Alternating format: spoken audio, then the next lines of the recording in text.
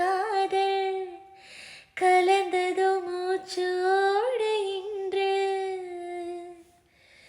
காதல் என்னும் வார்த்தை அது வார்த்தை அல்ல வாழ்க்கை வாழ்ந்து பார்த்து நீ சொல்லம்மா இணைய